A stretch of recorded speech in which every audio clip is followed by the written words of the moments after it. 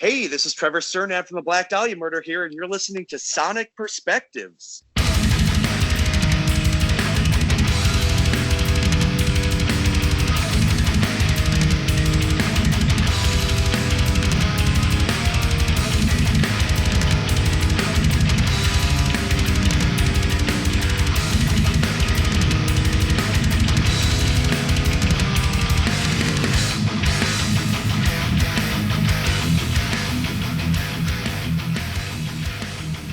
Hello and welcome to another interview with Sonic Perspectives. My name is Samantha, and today I'm joined by vocalist, co-founder, and frontman of the Black Dahlia Murder to discuss their upcoming album Verminous, among all other things metal. It's great to have a chance to talk with you, Trevor. I'm glad to be here. Thanks for having me today. There is just so much to talk about when it comes to the scope of Verminous that I want to dive right in. And quite honestly, I'm not entirely sure where to begin. You've definitely stated in your own words that this album brings more to the table than ever before, and that it tends to be very diverse. And after listening myself, I'd have to agree. So what is the most notable changes and different elements of the album that listeners should really pay attention to? What makes Verminous special? I think, like I was trying to say in the press sheet, that it is a big evolutionary jump for us. I think more so than between any two albums. And I think the new elements are, in a way, old elements. We mined different corners of heavy metal for this. There's definitely some classic heavy metal elements woven in, and some new wave of British heavy metal kind of stuff woven in. Like the song Wereworms Feast, for example, is a very King Diamond-esque song. We've never done anything like that before. And really, I think the focus, although it was kind of an unwritten thing, we wanted to make that diversity. We wanted to make the songs have more individuality and really stand up on their own. So we found it kind of hard to choose the singles because it was hard. You know, there was no songs I felt that really summarized the entire record because there's so much variety to it. But it's still extreme. It's still recognizable as us, but there's definitely some new ideas, some new songwriting tactics. And, I think it's a more mature album. I think that people kind of, in extreme metal, get a little wary to hear the word mature put out there, when talking about this kind of extreme metal. But, this is a record that we couldn't have written before. This is like the culmination of our age and experience, and I think it's a really, really strong offering, and I'm very proud. I think it's more epic than anything we've done before. More, I think it elicits more of an emotional response from people, hopefully. So it's a very proud moment, and it just felt like a very creative record from the ground up. When you were adding all this new stuff in, did you feel that you had to sacrifice anything? I feel like maybe it's a little bit less extreme, but we still have some very fast songs, but in a lot of ways, I think we kind of pulled back a little bit and let the music breathe. And whereas Nightbringers was very dense, like there was like action all the time, and it was very like in the red.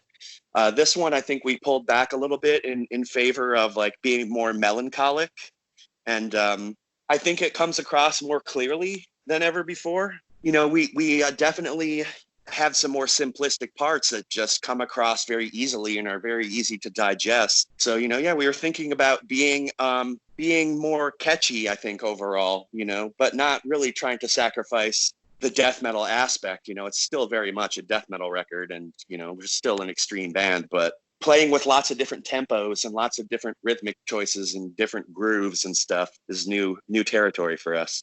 You just said it's a little bit melancholic, and if that would not be a word that I would use to describe you or anyone else in the band. So I guess, how did you manage to take the personalities that you've established and mesh them with this new songwriting style? Oh, it's just, I think we've been kind of gravitating towards this over time, just having more like gripping, sort of emotional sounding passages that in an effort to like knock the wind out of the fans, But there's always been this kind of paradox with us where we're very much, jovial on stage. We have a lot of fun and, tell jokes and kind of humorous aspect to the band, but the music is still approached completely seriously. And, that's really the first priority for us, for sure. Yeah, it wasn't really something that we'd spoken about, but I think that we just been gravitating towards a more cinematic kind of approach to writing, and in hopes that the album will play out like a good movie, with a lot of different dynamics and climaxes and, tension building and release. And I think it's just a bit more artful overall. But I think that it's the culmination of having a really great lineup right now and having a really great vibe between all of us members. And, this is Brandon Ellis, his second album with us now, and he's really settled into the band and kind of spread his wings even more so than he did with Nightbringers. So I think it's the result of us being, very excited about this, very excited to play together and excited to create together. And it just feels like a very special chapter in the band's history, for sure. I could see that. The passion comes across really, really strong in this album. So how would you say that Nightbringers really helped set the stage for this album? What did you use? What experiences? And I guess, how have you grown with this lineup from Nightbringers to Verminous? Nightbringers kind of marked the beginning of a new era for us, I felt, with Brandon coming in as a creative force and the new, lead player. He wrote some great songs for the album. He took control of the mix at the end there. He's just more studio savvy than anyone else in the band. So he was, requesting different changes to the mix and different frequencies and stuff that's like a little bit over my head personally. So, we started to see how great it was going to be to have him in the band, and like how much he was going to influence things, and, how he wasn't afraid to just step right into a new band and kind of like really assert his place, So, but I think that Nightbringers was a awesome record. I think it was, like I was saying earlier, a bit more sonically dense than this one. It had a little bit more information crammed in, in a rapid kind of way. And that saw us doing a lot of new stuff too. That was Brandon's kind of influence creeping in, a bit more rock based kind of stuff, which we never really flirted with before. Like the song As Good as Dead has kind of got like a Queensryche sort of riff to it. It was just mining different corners of heavy metal than we had before and kind of incorporating different styles. And it was just like a beginning taste of what was to come with this new record, I think. I think now that, we're all more comfortable together and we're at this real creative high, I think that we were able to just flesh something out with more detail and more power, I guess, than ever before. I feel like we learned from what we did with Nightbringers.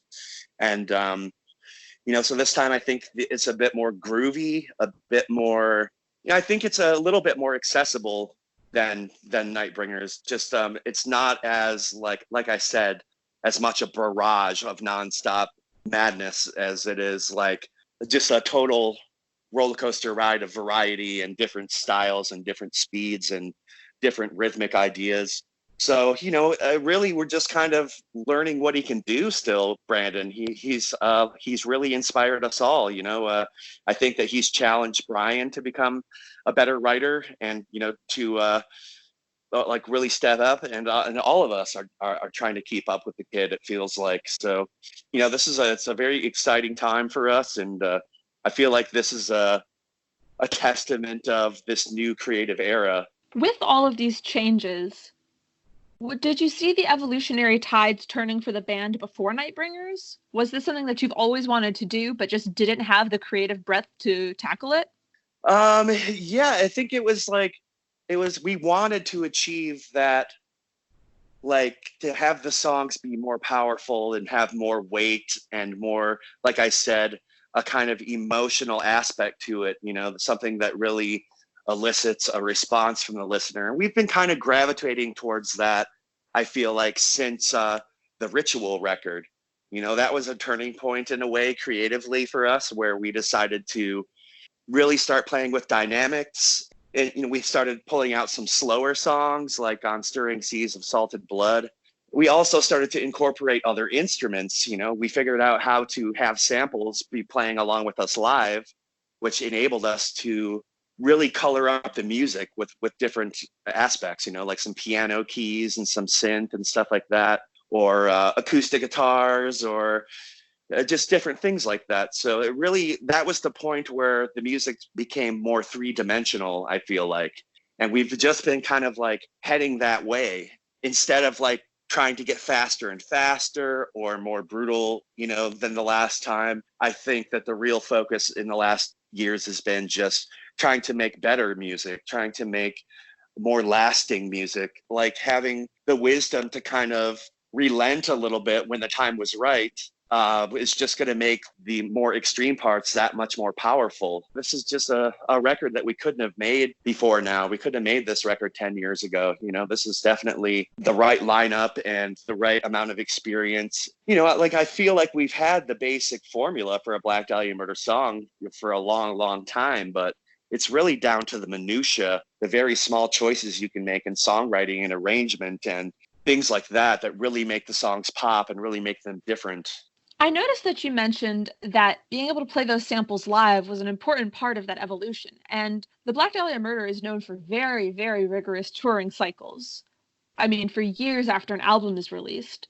So with that in mind, which of these tracks are you most excited to play live? And how much does the live presentation play into the creation of Verminous? I mean, we're always thinking about how a song is going to sound live and come across live, because we have so much focus on playing live, like you're saying. We tour very much, and touring is definitely been the best advertisement for us. So, we're always thinking about what's going to sound good coming out of the speakers at a big open air festival, as well as in a small club or a big club and kind of everything in between. So, it's definitely, there's been a focus on clarity to have everything come across and be like legible live. Removal of the Oaken Stake, I think, is my favorite song overall, the third track. And, it's different. It's mid-paced. It's a bit more rockin'. It closes the hi-hat, which is not something we've normally done.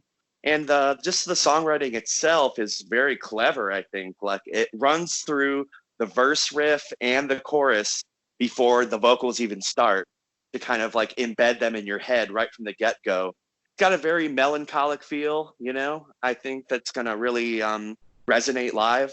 Got some lyrics about being a vampire who's been staked and is basically trapped in this purgatory in a coffin, waiting for someone to pull the stake back out. So I definitely enjoy a song live where I get to embody like a sort of villainous character or some kind of powerful character. So I think that's going to be a definite joy to sing. We already played 2 songs live. We played the 2 singles so far, Verminous and Child of Night, and that was very cool. There's something to be said about playing. Every time we come back and have new music to play, it's always more difficult, first of all, like technically more difficult to play. And but it's also more satisfying to like deliver that live and like have it come across as it does on the album. And it just feels more weighty and more powerful. And so, there's a certain like rush to playing the Nightbringers songs. And then, these new songs are gonna supply more of that, hopefully. You did mention that song's about a vampire, and you do enjoy embodying that. But given that you're not actually a vampire, well, I mean, I suppose I can't say that for certain. Which song do you most see yourself in, and can you relate to most deeply on Verminous? Whew, that's a tough one. There's a lot of it is so fantastic, I guess. I really stake a lot of my lyrical claim in the world of fantasy. And I'd have to say, right now, it kind of feels like Godlessly would be the right choice. And that song is kind of about how humans would treat each other in a post-zombie apocalypse world, where the living are more dangerous than the dead. And it's just kind of scarily feels like what's happening in a way, you know what I mean? Like with this whole coronavirus thing going down, it's got a definite end time vibe to it. So, I can relate to the character in that song right now. Of course, the pandemic is on everyone's mind right now. And as a creator, I'm just wondering, what have the global reactions to this pandemic done for you in terms of inspiration? Can you see any inspiration from current events making their way into future albums or other creative outlets of yours? Well, we pretty much accidentally tackled this pandemic thing in a very timely manner with Verminous and some of the themes on the record. The first song especially. Trying to look at the bright side of this, I think that we're all going to come out of this more inspired. I think there's going to be more turnout at shows. I think that people are going to realize what they've been taking for granted. And, I think it's going to come back in a big way, the scene, whenever this whole thing blows over. So, I'm definitely looking forward to that. I think that we'll all be kind of rejuvenated and inspired to get back out there and to do the thing, and everyone will be glad to see each other. And I just think that this will be a big reminder of all the sacrifice that everyone makes, like going out on tour and being devoted to that kind of lifestyle. Definitely. It'll be really interesting to see just the kind of reaction, especially music released now, will have in the coming months as we move away from this. But on a lighter note, I suppose, what's been keeping you busy while you've been, I'm sure, stuck at home in the midst of all this madness? I know that you released a playlist of songs for quarantine on your Metal Injection column, but aside from music, what have you been doing to keep yourself busy? Well, lots of press. Which is awesome that I can still do that. There's nothing preventing us from getting on the phone with each other, which is great. That's been definitely occupying my mind. And also, I've been playing some video games. I've been trying to inch my way into the world of streaming on Twitch. I went live for the second time last night, and I'm still like getting my footing with that. It's weirdly nerve-wracking, which is someone might find funny because I get on stage and play in front of 1,000 people sometimes, and but it's a whole different kind of thing, I guess. Yeah, but largely it is music that I've been turning to. I'm always got my finger to the pulse of what's coming out. I watch all the smaller labels and everything across death and black metal scenes. And so, yeah, I've just been kind of like digging into a lot of albums right now. And I've also been watching Game of Thrones, which I never watched until now. And that's been fun. I'm on like the 7th season. It's getting pretty action packed. But the first time I took a look at that show when it came out, I thought, I don't know about this. Like I'm just so like ingrained in the fantasy world, I guess, like through growing up that like, I don't know. I just kind of met it with a lot of skepticism, I guess, because everyone loved it so much. Just kind of being a cynic, but show's really cool. It's been really cool. Well, I'm glad that you've been seeing some kind of bright light amongst all of these circumstances. But the Black Dahlia Murder, aside from this album that's coming up, has also been keeping people entertained. Just 2 days ago now, you guys released a video of a slime show where you were a host for fans that were competing for the limited edition version of the new album. So what even inspired that? That was so much fun to watch. So what even inspired something that, I guess, out there and that fun? We really are trying to ramp up the slime element of this thing and kind of, it started with doing that slime-filled record, which turned a lot of heads. But I was hanging out with Frank, who runs Metal Injection, and Dave Davidson from Revocation. And we're often out drinking together or going to shows together and stuff. So a lot of comedy ensues between the three of us. And Dave and Frank came up with the idea like, yo, man, you should make like a game show where you slime people, And that just, I'm like a child of the 80s for sure. You can't do that on television was huge for me as a kid. And people got slimed in that. And Double Dare, of course. I think that Mark Summers was like my idol as a kid around that time, being young. So yeah, it was cool. I was really happy that fans were willing to come all the way out to New York to do that. And after we filmed, we went to the bar and like hung out for a long time. And I just let them like pick my brain endlessly pretty much, which was fun. But yeah, it's just like trying to do something different and show our zany personality as a band a little bit, I guess. Well, you certainly achieved that much. I really hope that that's a precedent for what some other bands are going to do in terms of getting creative promoting their new albums. But there was one trivia question that none of the contestants got right, which you didn't actually answer, and that was which Cannibal Corpse song you've performed with. So what was the answer to that trivia question? Oh, it's Stripped, Raped, and Strangled. I think I've performed it with them probably, it's got to be like at least 50 times by now, which is just, they're like one of my first death metal bands and one of my biggest loves in metal. So it's always an honor to like get on stage with them or be considered a peer to them. And even though I've done it that many times, it's always nerve-wracking and always like a trip for me, you know? You definitely don't seem the kind of person that would be nervous by that. You always come across with such confidence on stage. Another question, I guess, just tying back into your live experiences. You've had the opportunity to tour with a bunch of bands over the last almost 20 years now. Is there anyone that you still want to share the stage with someday that you haven't had the opportunity to? Oh, yeah, there's plenty. There's plenty of bands. I'd love to tour with Dimmu Borgir. I'd love to tour with Cradle of Filth. Love to tour with At the Gates.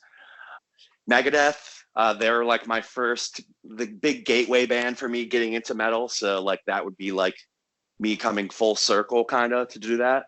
Yeah, there's all kinds. There's still, you know, a Killswitch Engage tour, In Flames. Yeah, right now we're hoping to be the smaller band on a tour, you know, like be support for a bigger band and kind of get us in front of some new people. You know, we're always still thinking about how to get more fans and kind of expand our horizons and branch out, you know?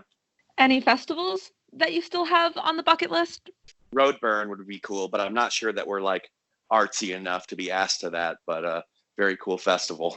So I guess just on a finishing note, where exactly do you see the band moving forward from this release? Just in terms of, I guess, the sound and promotion, tours, what's up next for the Black Dahlia Murder? Just lots of touring. You know, between this and the next record, I see about 2 or 3 years of pretty relentless touring, trying to maximize this opportunity. But I'm not sure where the future will go with the sound. You know, I think that that this is a good step in the right direction for becoming like taking things to that next level. You know, so I think with time, with playing these songs and having more time to sit with them for a couple of years, I think that we'll learn what to do next. All right, that sounds awesome. I'm very much looking forward to the new record. Oh, thank you. All right, thank you so much for your time. It was an absolute pleasure to have the chance to talk with you. Oh, yeah, it was fun. Thanks so much. I really appreciate the press. Enjoy the rest of your day. Right on, you too. You just heard an interview with Trevor from the Black Dahlia Murder. Their upcoming album Verminous will be released on April 17th. For more interviews like this one, be sure to follow Sonic Perspectives on Facebook and Twitter and subscribe to our YouTube channel. To close out today, this is the first single from their new album, Verminous.